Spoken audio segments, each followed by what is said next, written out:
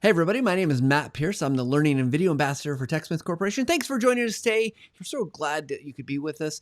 We've got a great guest today. We're going to be talking about teaching and educating with resilience because we all know times are crazy, things are rough, but there are things that you can be thinking about to help make your education even better. And before we get to our guest today, of course, we always like to just talk about the TechSmith Academy because it is something out there that is for you guys. It is a free learning platform. You can go learn about creating screencasts. You can go learn about writing scripts, creating storyboards. We have interviews with people who are in the training field, and they give their advice and their wisdom about using things like images, working with subject matter experts, and so much more. So go check that out. It's at academy.techsmith.com. You can find the link there. There's a bit.ly. Just follow it. You'll get there.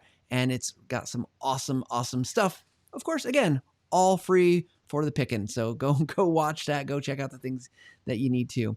Well, today, as we get going here, I want to just say that we're always grateful for our guests to join us, especially grateful for Crystal DeJaegher, who is our guest. She's so busy teaching and working with her university. And of course, it's stressful times, but we're grateful that she's going to be joining us. And we're going to talk about educating with resilience. Crystal, welcome. Thank you for joining me today. So glad that you could be here. To the Visual Lab. Hi, thank you. Thanks for having me on your program. Yeah, you bet. So for those who haven't had a chance to meet you or have a chance to learn about you, could you tell us a little bit about what you do and your background? Because I know you've got a really great, strong background with education and instructional technology, things like that. Sure. So my name is Crystal DeJaegher. Like Matt said, these days I work in information technology at a prominent Catholic institution of higher education. I am staff currently. I do teach a small discussion seminar for first-year students. Outside of that, I also teach elementary statistics for Purdue University's local campus. I've taught middle school, high school, undergraduates, and graduates, pre-service teachers.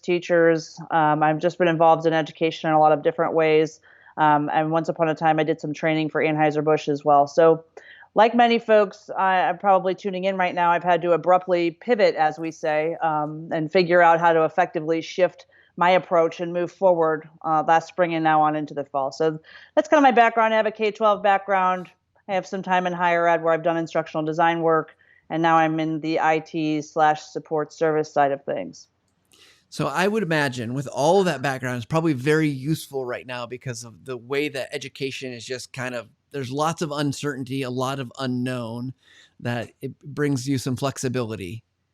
Yeah, it definitely makes me feel like my PhD in instructional technology is you've been well used, I should say. So yes, for sure. Yeah. So with all the things that are happening in education, the kind of the fluctuations, I'm guessing faculty in particular, like they're trying to gear up for one thing, but it might change instantaneously or, within a few days of even getting started. What do you think some of the bigger challenges that you're seeing educational institutions are facing right now? Well, it's really hard. We started out in person with the idea that we were asking people to plan for the option of, what if these contingency plans for, what if it happens that we have to go 100% online, which we are now doing for 2 weeks. And just having that flexibility is easier said than done, right? So a lot of that challenge is people are reaching a point, I believe, where it's very much change fatigue.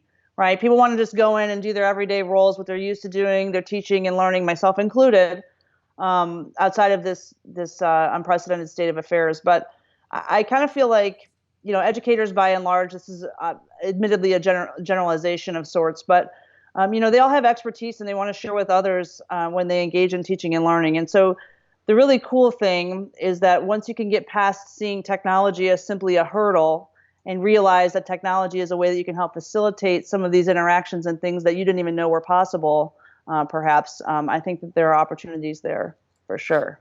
Yeah, absolutely. So it's interesting because, I've seen this, when I was in graduate school, I've seen it with my kids' teachers. I kind of see that what you mentioned, that technology is a hurdle, right? Even in my own family, I see people come up against this.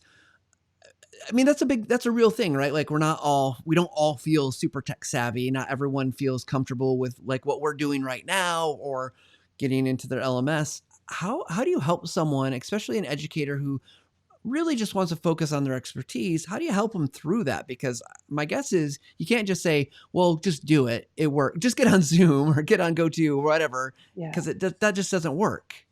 Yeah, as I think for me, I have to take off my tech hat for a minute and remember what it was like to be a novice. And sometimes that's really hard. And not that I would claim to be the expert of all things. I'm certainly not that either. But just taking a step back and remembering that, for some people, this is very new and it's not an age thing. It's very much like it just depends on the person and trying to get them to keep it simple, right? You don't have to do everything all at the same time. Yes, there are lots of tools out there. There are lots of free things that you can do. There are lots of technology packages that integrate with each other, but you don't have to do it all, and it's okay to not do it all. You have to find maybe the one, two handful of things that work for you, and sort of move that down the road. And so we try to reduce the focus there because it can be very overwhelming to just walk into this space and not know what to choose or what to do. So trying to get a sense of what people are trying to accomplish. Just generally, like if I'm talking to a faculty member who wants to do small group discussion work, or they typically do their test in a certain way, I might talk to them about that first before providing some recommendations on what they would want to use. So, but just trying to keep it simple. Yeah, I mean, I love that as advice, right? Because it seems like, I mean, and maybe it's because I work in technology and I see all the different things, but it feels like there is so many options, and it can be overwhelming to know that, like, oh my gosh, I could do this, I could do this, I could do this. And you're probably, I would imagine, and tell me what you're seeing is, I would imagine there's a lot of people out there saying, well, no, online education should look like X. It should be all these things. You should have, I don't know if they have a number of interactions that you're supposed to have, or, like module kind of crazy things, but it seems like that's maybe future state. So how do you how do you help someone keep it simple without getting that kind of overwhelmed state of like too many options, right? Yeah, so I feel like in terms of online learning, it's not as formulaic. So there's a couple of things that I would say as a response, which would be it's not necessarily formulaic, but it is important to keep the user experience or what your students are seeing consistent. So one week you might be using Zoom, and then next week you're trying Google Meet. That's probably not the best approach, right? We want to try to simplify the experience for students in a way that they also come to know what to expect from your instruction. So I would suggest that sort of moving around like that or thinking you have to adhere to a formula is not necessarily the approach to take. I thought about this a lot because there are a lot of people, especially after the emergency response to teaching, talking about how online learning is not as effective and all of these things. There's actually a really large body of research with media studies or media comparisons showing that there is no statistically significant difference in learning outcomes between online and face-to-face instruction. And really what it boils down to is it's how you design what you're doing. So I think it's just begging the question of like, why are you doing what you're doing? Is what you're doing necessary? Let's rethink that. And I think this is a great opportunity. The pandemic is a great opportunity for educators everywhere to rethink what is really essential. Yeah. So, and I realize you're not an expert in all things, but I'm curious about your opinions about like when it comes to you talked about design, right? Like we got to design, it's not less effective. It's probably equal effectiveness, but based on your design. So are there elements that you could say are like usually a good idea for design, or things that educators should be doing that would help them to make sure that their students are being effective? Yeah, so I think in K-12 this won't be any unique thing to say, but objectives and goals and objectives that are set out for you in terms of like state-based standards or whatever standards situation you might be following in K-12 wherever you are.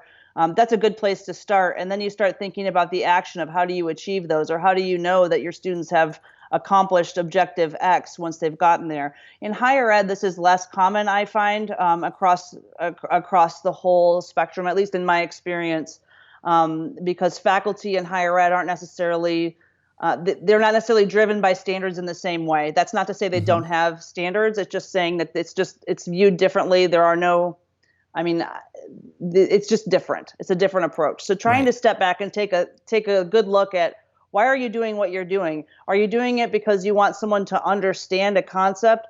Great. How do you measure understanding? How do you know that that's happened? So, trying to think through some of those design pieces. So while I can certainly concur that the physical connections are diminished because we're not necessarily in person, we don't have the advantage as instructors of reading one's body language or physical cues in the same way. They don't come across the same way in Zoom or Google Meet or whatever video conferencing tool you might be using.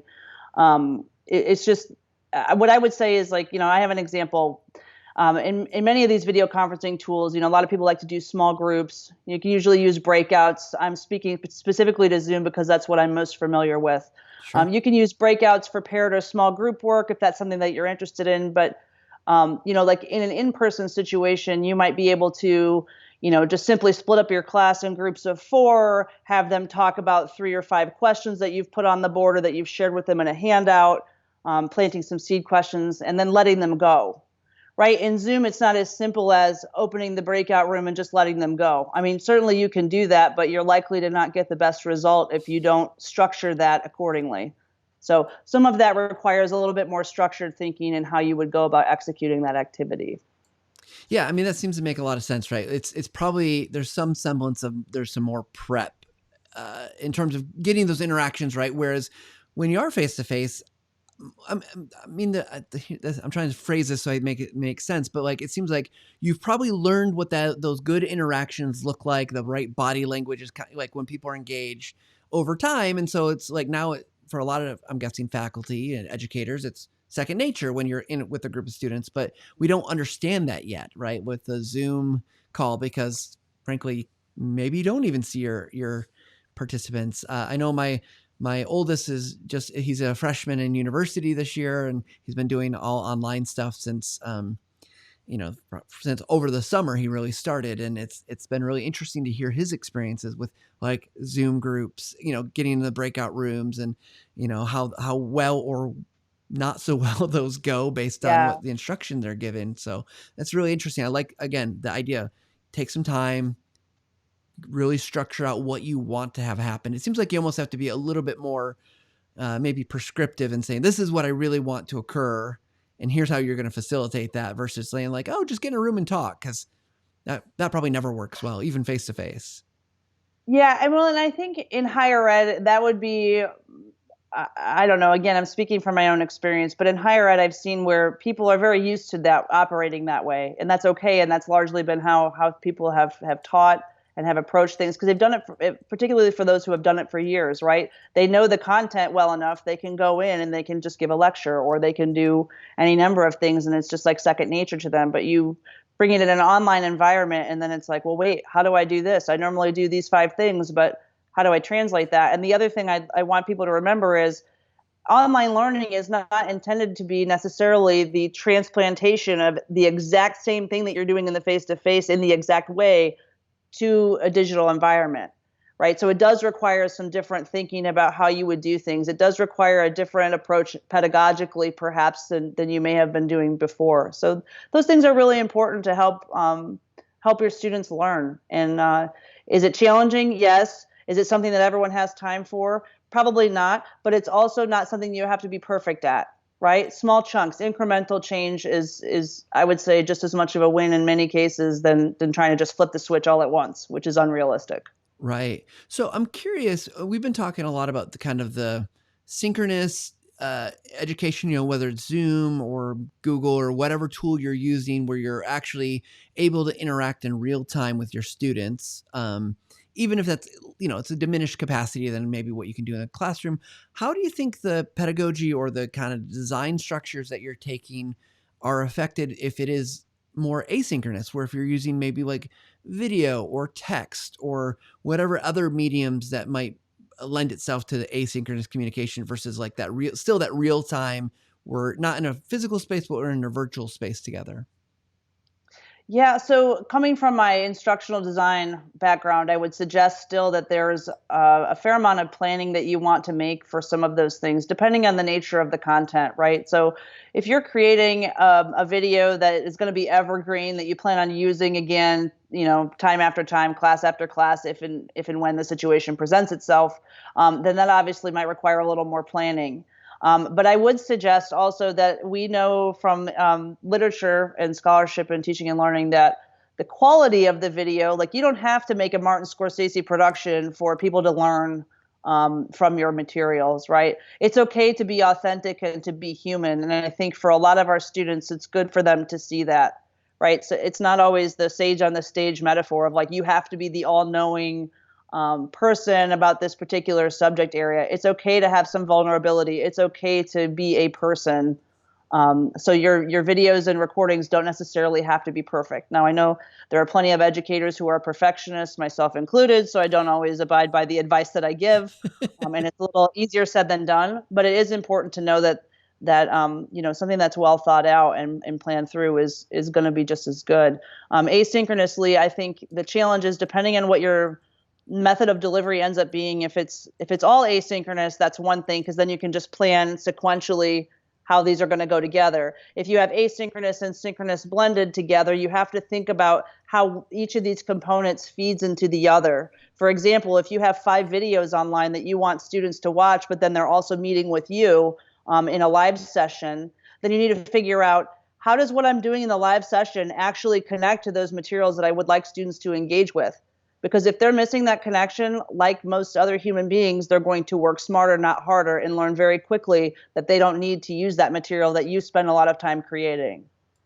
So bridging that gap is really critical in those cases. Yeah, no, that Not makes sure if that answered your question, but yeah. I think no, I think it makes a lot of sense, right? That you still got to think through the design, you got to think through the approach, but it can't just be like random scatter shot of like I'm going to make a video, I'm going to make a video, I'm going to make a video. You want the thread of thought to go through that so that you're like I think as students, I would imagine, and I have been a student, but it's been a while. But I want to see that continuity. I want to see the like that my professor has thought through like that this makes sense for whether it's the objective for the unit or like the focus of the class. But if it feels kind of disjointed, that's not going to do me any good. Yeah. Yeah, and I think that brings up another great point, which is being very explicit about these connections. So intuitively, as a person who's trying to create all these things and put them together, in your own mind, it probably makes sense to you because this is what you do and this is what you know. For people that are just coming into a subject area, or maybe they're just taking your class because they have to, not because they're really all that interested, right? They're not going to have the same framework with which to approach the material. So you have to make sure you're scaffolding that properly, and giving them the context and being explicit about where these things connect.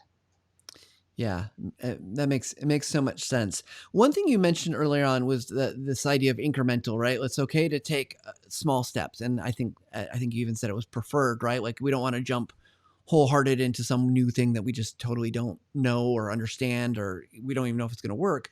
It seems like in the times like now where there's lots of upheaval and class, the whole educational approach has this opportunity before it, like things are kind of different than they've ever been. What do you feel like the role for innovation, whether on the tech side or just on the education side, are there opportunities there, do you think? Absolutely. I kind of personally feel like the silver lining in all of this is that as frustrating and as I guess tiresome as this becomes to always be in the middle of change, I have to admit that just because as a person, I mean, it's affecting everybody, I think, and it's definitely affecting people in different ways. But the silver lining would be that the pandemic has really forced us to change the way we were doing things, better, worse, or otherwise, right? And for some people, at least during the what I would call the emergency mode response, which would be back in the prior semester toward the end of last school year, it changed how we were doing what we were doing. But I think the real opportunity is in investigating the what and the why of what we're doing moving forward from here. I mean, like I alluded to earlier, if we start thinking about like, I would have people that say, well, they need to watch these 15 videos or they need to know these 25 vocabulary words. Do they really? I mean, this is a time where we can sit and we can question, and we don't have to question everything, right? Again, like you said, and like I mentioned earlier, you don't have to fix everything. You don't have to reinvent the wheel. Nobody's asking for that.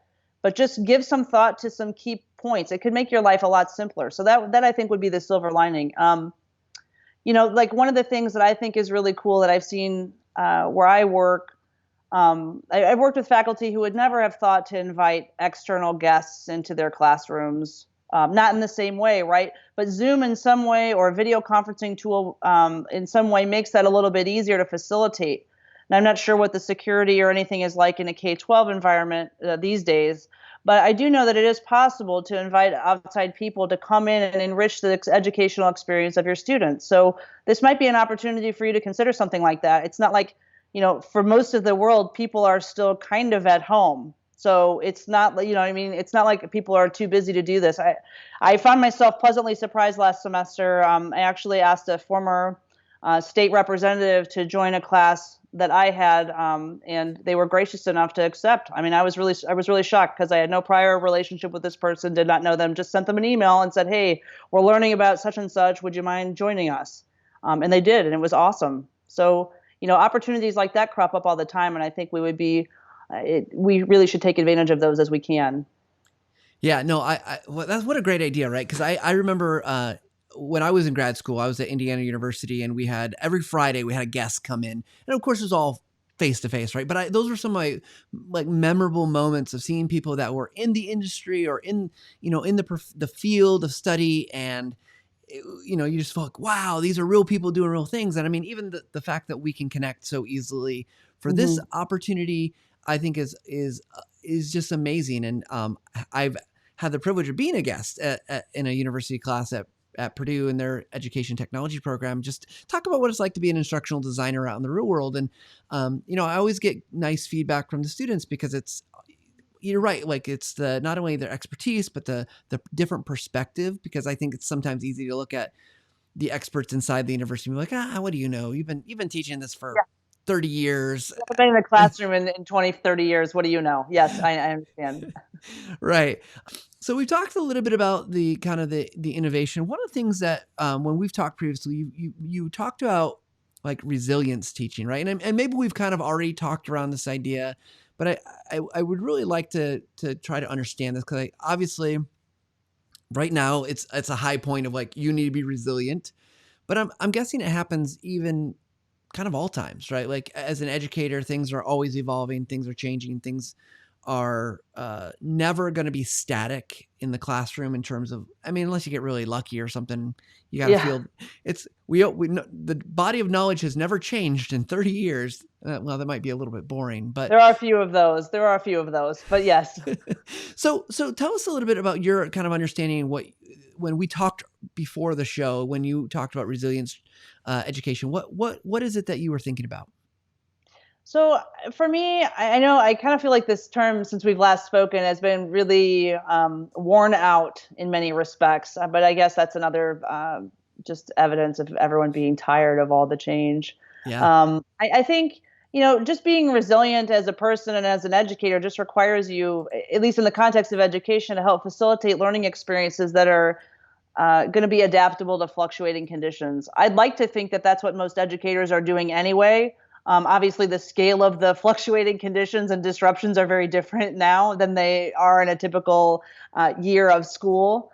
But I also feel for people, because I think there are a lot of my educator friends would find themselves in this boat where people are interpreting this as kind of do your own thing, and they're not getting a whole lot of support. And I really hope that that's not the case. I know that the educational community is, at least again in my experience, has always been chock full of people who can assist or who are willing to help or willing to be additional support for those whom they may not even know, but they might teach a similar subject area, right? And if the work of change is frustrating, admittedly. If it were something that were so easy, we wouldn't even be having this discussion right now. So just training yourself as a person to be open to change and realizing that we are all, students included, and I'm not going to use the cliche phrase of we're all in this together, which I do believe is true, but everybody is kind of a work in progress in this way, right? Like through life over time, I've become more receptive to change. Am I perfect? Do I still get frustrated? Absolutely. I find that that's probably the case for most people. But letting go of any resistance to change is going to help you adapt immensely to this type of situation. Again, you don't have to let go of everything that you've clung to for the last 5, 10, 15, 20, 30 years. But you just need to be able to be willing enough to rethink some things, right? It doesn't have to be the way that it's always been in order for it to be good teaching or for it to be effective. I guess that's really what I would say about it. It's tough. Yeah, well, absolutely. And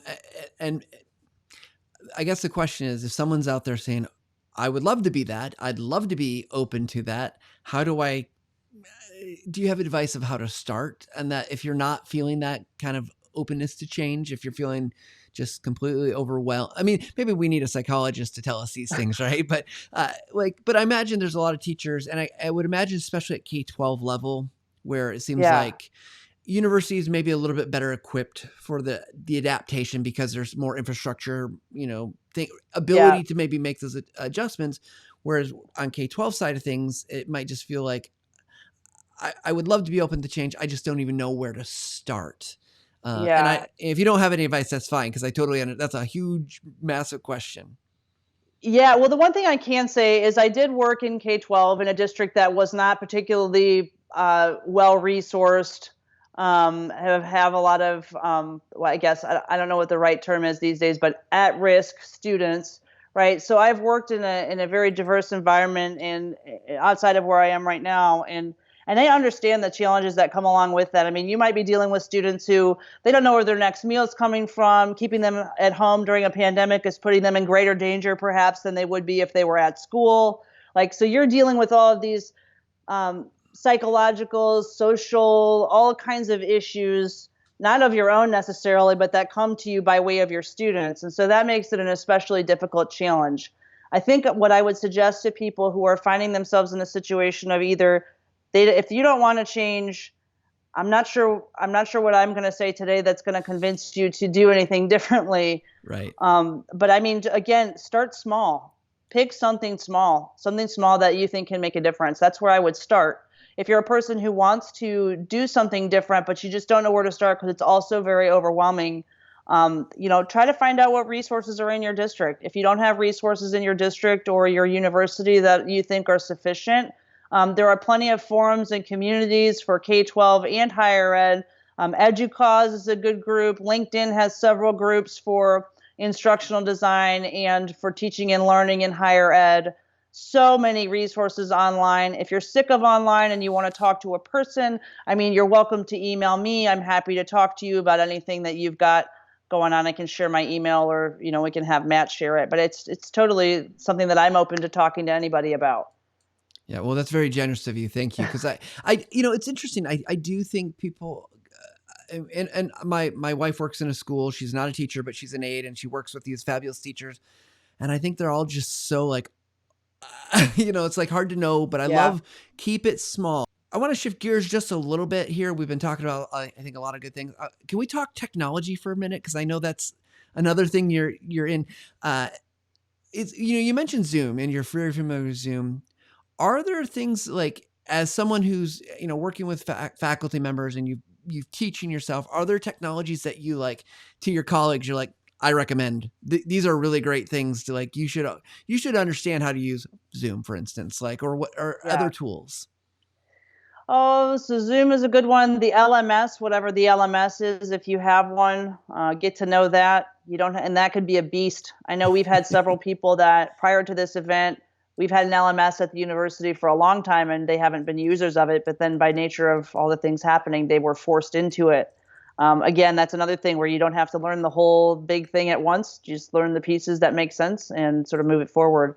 As far as tech goes, I have to say this because I'm on the call with TechSmith. Matt did not tell me to say this, but I love Camtasia, Thank and you. I realize that not everyone has that at their disposal necessarily, but it's pretty reasonably priced, and I do enjoy using it. I use it for walkthroughs and tutorials and things like that. Outside of Zoom, and just any sort of video conferencing software, I'm trying to think about, like, we're a Google campus, so we use a lot of Google for collaboration. I know Microsoft Office, if you're talking about like Office 365, you can also do collaborative documents there. If you're thinking about strategies to engage your students in collaboration, that's just one option. Having them collaborate through an activity on a Google document. Again, I realize this requires internet access, and if you're dealing with people who have internet issues or bandwidth issues, that sometimes this can be problematic. So I understand that those are challenges that are faced by folks in the educational community as well. So I appreciate that. So what's Yeah. really interesting that you said so far, and I think this is important to remember, is I mean, with some exceptions, the tools that you mentioned are probably at your disposal, right? If you probably have access to the Google suite of tools, you can use Mhm. presentation slides and the equivalent of Word. You didn't say anything that's like so far out of there. And even with Camtasia, which if you don't have Camtasia, there's so many other options. Like Snagit can do screen recording, or there's the free capture tool that used to be Jing from TechSmith. But like there's like for very little money or no money, like you can have all these tools. It's interesting you didn't say like some fancy system that you'd have to go out and invest thousands of dollars in. It's things that you probably have at your disposal Yeah, already. you don't really need to invest a ton of money to make it work and work effectively. I firmly believe that. One of the other things that I will mention, because a lot of people are very interested in polling, as it turns out. Hmm. So there are a couple of tools. I know when I was in K-12, I used I don't know if it's pronounced Mentimeter. I've used that. I know people in K-12 are largely into Kahoot, or Poll Everywhere is another polling software that is free for up to 40 respondents for an educator license that doesn't cost you anything money wise. So I mean, there are tools out there if you're interested in exploring some of those as opportunities. Now, technology, as with anything, all technology tools have limitations. They're not perfect. So it's just being aware of that and not trying to be surprised when you're trying to execute on a plan and then realize, oh, I can't do X, is really the key there. Yeah, for sure. Technology is a tool. It should not be the driver ever. And we love technology. I love technology, but it should be a tool. It's not like I have a hammer and everything looks like a nail sort of thing. That's not what we're trying to do here. Yep. Yeah, yeah, and it feels like that's. I mean, just talking with people, and even because I work for a software company, right? Like it's so easy to fall in that routine of saying we've got to use this, we got to do this, and like it is the hammer that's gonna do everything, and a hammer can never be a Solve all saw. problems. Yeah. Yeah. So it's good to know that like I think as educators out there should be keeping their minds open to like, hey, you don't need every tool either, right? Like that's probably the other end of the spectrum. You don't need to try to Yeah. do everything. Yep. You don't need to do everything. Keep it simple. Pick one or two things, maybe a handful of things if you're comfortable with it. Figure out what's going to work for you and just go with it. There's no rubric or any sort of assessment item that says you have to use 12 tech tools in the course of teaching your class. Like you don't need that. So, pick the simple things. Can you imagine that rubric though? Oh man. No. um, I mean, we've talked about the resilience. We've talked a little bit about buildings up. We've talked about innovation. We've covered a lot of ground today, Crystal. One of the areas we've talked mostly from a faculty standpoint, like as educators. But on the other side of this is the learner, the students, whatever term you want to call them. There's people that have to be on the receiving end. And I know you teach some classes. What advice do you have for the students? And maybe even we can frame it a little bit differently instead of, because I don't know how many students are watching this or will watch it, but like think about it from terms of advice for the students, but that you'd give to the educators that are going to be teaching. Like, let's say I'm going to teach a class, and you can give me advice that I could then pass on to my students. Yeah, so, and I know that again, some of this may not be a blanket application, but for students, recognizing, because I don't know if many of them do, particularly in K-12, I know we all see it and feel it, like Zoom fatigue or video conference fatigue is a real thing. It's actually been studied. It's got to do with requiring more cognitive load, resources from you to process all of the things than maybe in-person face-to-face does. And so we know that, and it's okay to take a break. It's okay to take a break from the screen. That's what I'd really encourage students to do. I know that's tougher maybe with, yeah, I don't want to say younger folks because then that puts me in a certain age group, but it definitely is important for all of us to take a break from the screen now and again. And then for students as well, internet connection problems happen. I told you before we got on this call, this happened today. Our entire network at the university is down. People are freaking out. Communication is important, though. It was really great that I had students send me a message or let me know how things were going, and I check in with them regularly with my students and say, hey, look, how are you doing? So students should be able to try to communicate. I realize, again, tougher for some of the younger elementary grades, so I want to be sensitive to that. But if students are able to advocate for themselves and what they need in a respectful way, I definitely recommend that. But establishing a schedule, this is as great time of it as any to learn time management skills. Establish a schedule. I know this is harder on parents too, for those who are staying home. If you can do it, if you have the means to do so, just have a dedicated space that you're using for e-learning. It doesn't have to be a fancy office.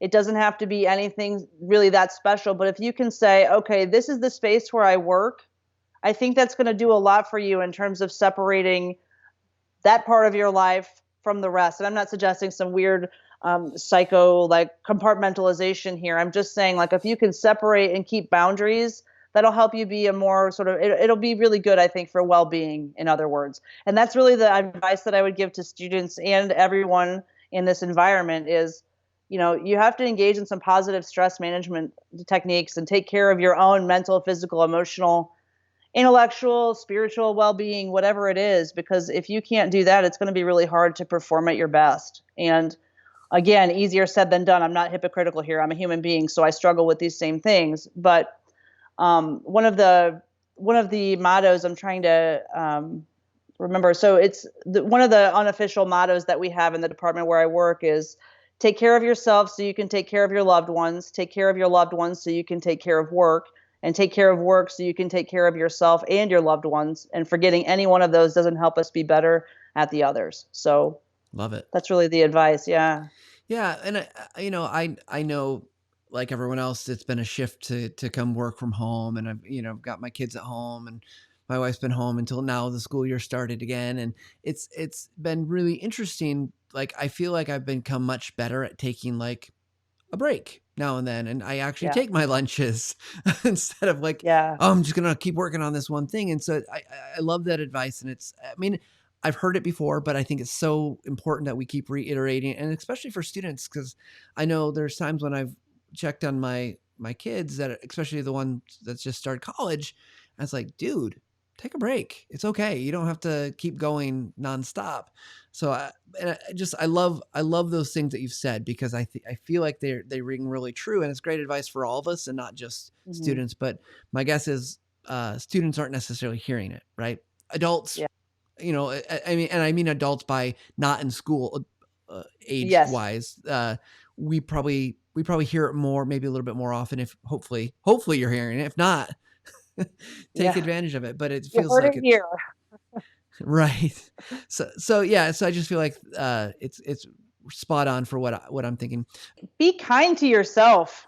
Really. I mean, that's I don't know, and try not to get bent out of shape when things go wrong, because you know what? Technology is great when it works, but we all know, and it's most of the time we don't even notice that it's all around us. But when it's Yeah. broken, the world is about to end. That's kind of how it feels. And I think working on the support side of some of this currently, I see that people have been very gracious and very kind and understanding, but it still doesn't diminish the frustration that people are experiencing. But don't let this, if you experience a setback with technology, please don't let that deter you from trying something new. Again, I know easier said than done, but if it's just, you just can't give up. You just can't. Because this idea of don't give up, I feel like one of the fears out there, and I'm not a school teacher, I don't teach university, but I imagine one of the fears is just it's not going to work, and then what, right? Like, oh no, we've lost time. Is that a legitimate fear? Or like, do you think that's like, if something doesn't work, like your tech doesn't work, or the way you structured something didn't work as well as you want, is that a big problem? Or is that like you just kind of move on, it'll be okay? Yeah, I mean, I think this is happening. I know I actually recently saw a ticket come through our service queue where it was a person that basically every time they start a class, they're struggling with the technology in the classroom that they were using, and it was taking like 20 minutes for them to start up every time. So I think for instances like that, yes, it's a real thing, but we have a bit of a complicated setup where we are, and it's a bit of a learning curve for people to understand how to operate it. But I kind of feel like we have enough support in place to hopefully mitigate that situation. Um, if you lose time, like this happened to me today, as a matter of fact, because our campus network is down, which I mentioned. I had students that were joining our call, our virtual session, and they, like every, I don't know, 3 minutes, half of them would disappear. It's really difficult to do small group discussion or breakout rooms or any sort of discussion-based class activity in that situation. And at some point, I just had to say, you know what, guys and ladies, we'll reconvene. Like, enjoy your 15 or 30-minute break from Zoom that I'm now giving you. So I had to just throw in the towel this morning. So as much as none of us want to do that because we feel very pressured to get from one point in the curriculum to another or from one place to another, I think this brings up a really good point about having a contingency plan. It's not a matter of if technology will fail. At some point, it's likely that you're going to encounter problems. Make sure that you have a backup plan for how you're going to manage that and communicate that to your students so that they know. I had students that spent the better part of 15 or 20 minutes today just trying to log into Zoom, and I don't really want to have that cascaded frustration to them for that reason, and they were all freaking out and paranoid because I have a lot of perfectionist students as well about like they're going to fail or they're going to lose credit or all the things. So just communicating about that, I think, is really critical. Yeah, so I lost half of a class today. I'm not going to let that, I'm going to make the choice to not let that ruin the rest of my semester. So I think that's what people have to try to do, is to make the conscious decision again to decide what's important, what can be left out. If something goes wrong, you deal with it and just move forward. Yeah, it feels like just having a good understanding of what is essential, and then the extra stuff, and that your plan has Hmm. that buffer room, because you're right, there's always challenges, whether it's technology or you have a flat tire and you can't make it to class. Like, who knows what's going to go Yeah. wrong, but things are going to go wrong. Yep. Yeah. Murphy's Law, right? Yes. And yeah, I'm knocking on wood that, things won't go too wrong. So, well, Crystal, thank you so much for joining me today. This has been fantastic. So many great pieces of advice, so much just wisdom things. I know there's a couple things I'm definitely going to take with me and to think about, even pass on to my wife and the teachers that she works with, because it's such good stuff. So thank you so much for joining us. Yeah. Thank you. Really enjoyed being here.